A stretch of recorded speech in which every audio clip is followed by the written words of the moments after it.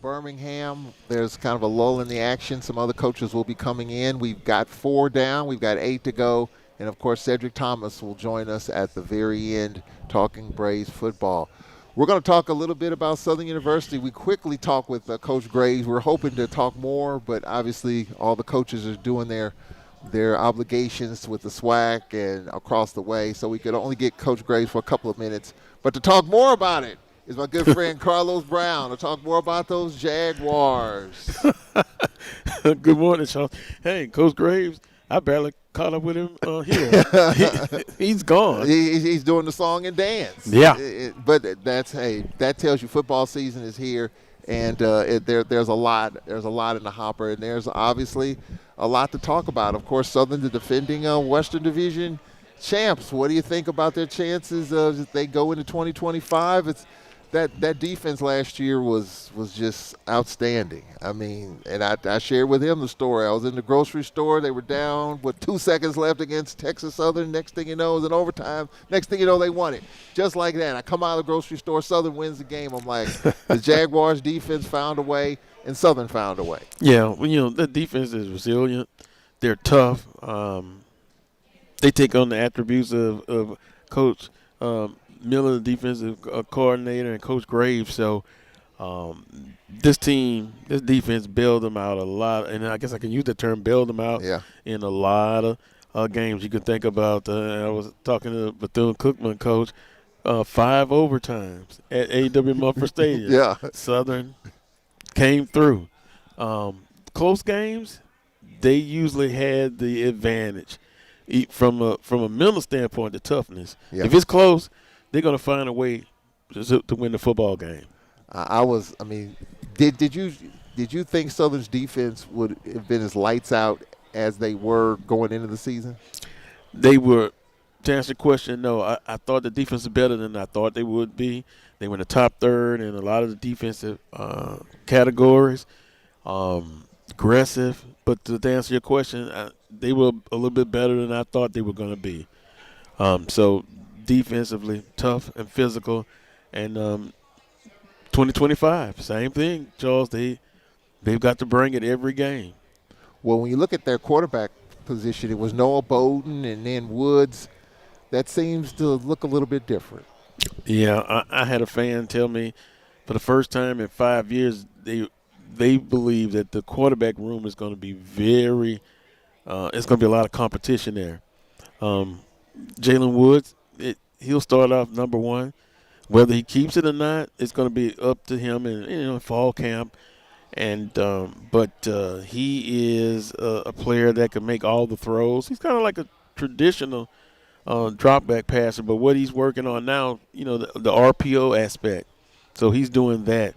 So it will be up to him, and then of course you got Jones coming in from previously at Mississippi Valley State and Community College, and also McCoy coming over from Jackson State. So it's going to be a lot of competition, in that quarterback room. Yeah, we're trying to get all the coaches in. I see Coach Hampton. Talking with the SWAC as of right now. When you look at the Western Division, Southern picked to win the West. I was interested to see who was going to be picked to finish second. Yeah. I thought, and even in both divisions, you could make the case in the West. You could make the case Prairie View. You could make the case Alcorn. Of course, I'm gonna say Alcorn because we beat. We beat Prairie View last year. You got a first-year coach in Tremaine Jackson. He's confident, right? Yeah, he's very confident. Mm-hmm. Cocky. I just talked with him briefly. I wouldn't say cocky, but he wants you to know that they're here, that you're going to have to count for them. And I don't know if you would call that cocky, but he's confident that they can get things done. But Southern University picked to finish first. Who would you think? Who would you have? Would you have Prairie View or Alcorn too? Charles, that's tough because we have at the Black College Sports Network, we have our little thing that we do there as far as picking the competition. And I went back and forth, believe it or not, with Alcorn and Prairie View. Yeah. And so at the end of the day, I gave Prairie View the edge, but I could very easily see it being flipped. So the official things that came out, Alcorn State, number 2. So I couldn't disagree with that. In other words, what I'm saying, Yeah. it was so close between, to me, Prairie View and Alcorn State. But Alcorn State, they don't have a first-year coach coming in. Prairie View does, so I guess those who vote on it kind of gave the edge to Alcorn State. And then, of course, this is all just conversation. Last year, we were picked to win the West. Yeah, and Southern was picked fourth. But it's as I often say, it's good for conversation piece, and you can also do compare and contrast.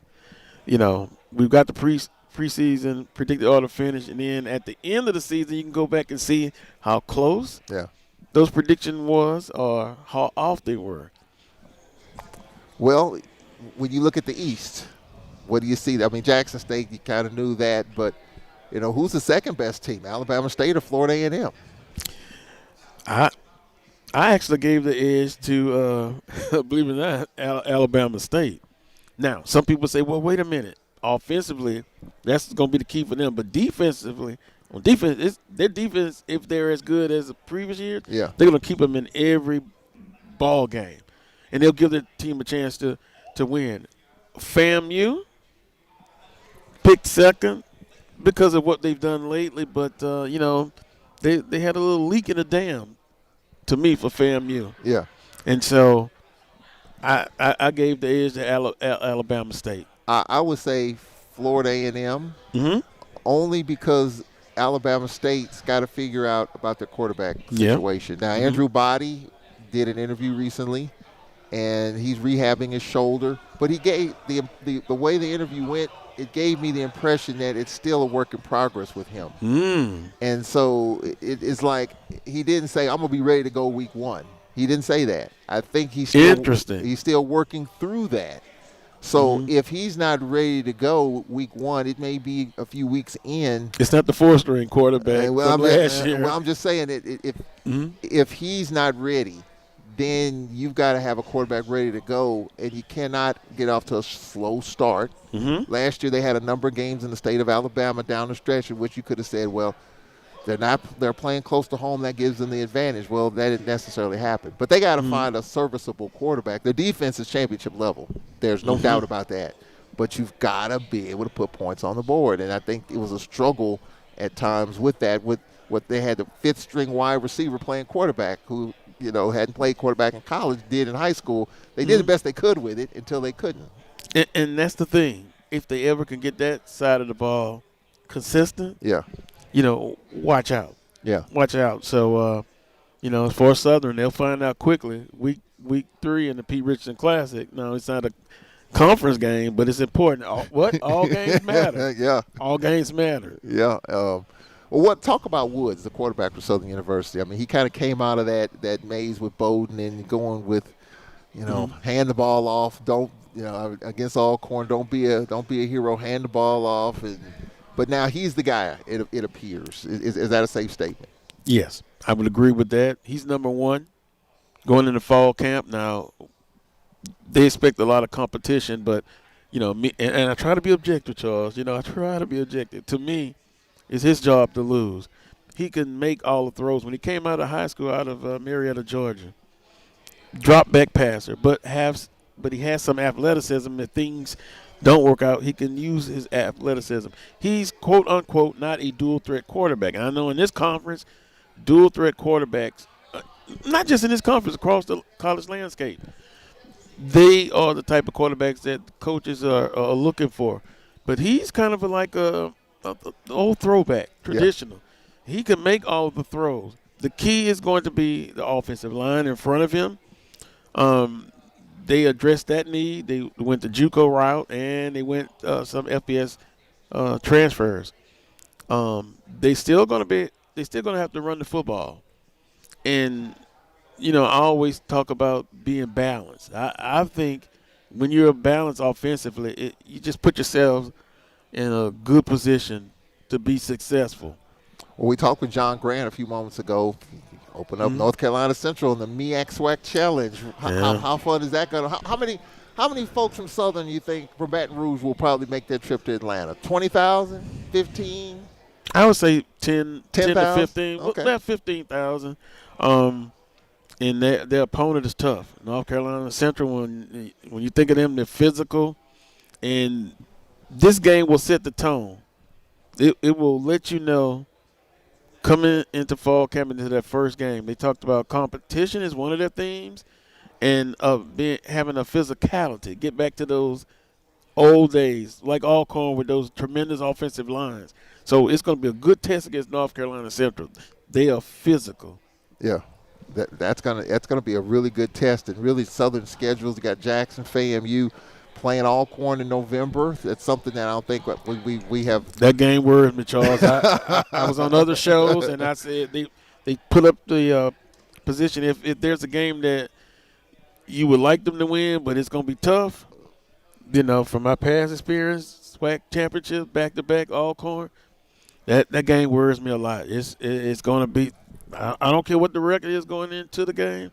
It's going to be tough. Well, by the way, Carlos Brown, we had to get security to get him off campus in those first two championship games because he was so depressed. Oh yeah, we had to sneak him out of town. We had to kind of lead him out through the back of the campus. Yeah, all of the fireworks going off, and purple and gold everywhere. I don't know if I'm still over it. Well, the thing about it, that game could be for the Western Division. Mm-hmm. Now, especially if it goes according to this predicted off of a finish. Yeah.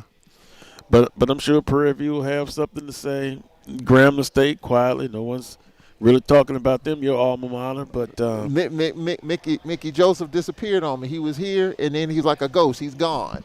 Wow. Yeah, but I'm sure he'll be back through. Keys to Southern University. What's going to be the key? Quarterback play, consistent quarterback play after the competition plays out. Offensive line has to continue to get better. Last year, the offensive line was shaky, but then they put in two redshirt freshmen and a freshman, and then they added some other pieces. By the end of the season, they got better. Can they continue that momentum from last season? And I think they're going to want to run the ball. They're going to want to be balanced. Yeah. But running the football, and then when you get down into the red zone, you got to be successful. Defensively, they just got to build off of what they started last year. In the top three across the board in categories. And then something that we don't talk about a lot, but you've always talked about it, special teams. Special teams. I don't want to go back, but you remember the young man that left Southern was at Alcorn? Man, that field goal to win it? Yep. There you go, special teams. Yeah. Turn the field over, get good starting position. So, same thing, Keys, work for Southern, that's what they have to do. Carlos Brown, ladies and gentlemen, joining us talking Southern football. Carlos, we appreciate it. Appreciate it. We're going to take a time out here. When we come back, I see Cedric Thomas is here. Leroy Fredericks. We're going to talk with Leroy Fredericks. We're going to talk with Leroy Fredericks coming up next after this timeout. We'll be right back.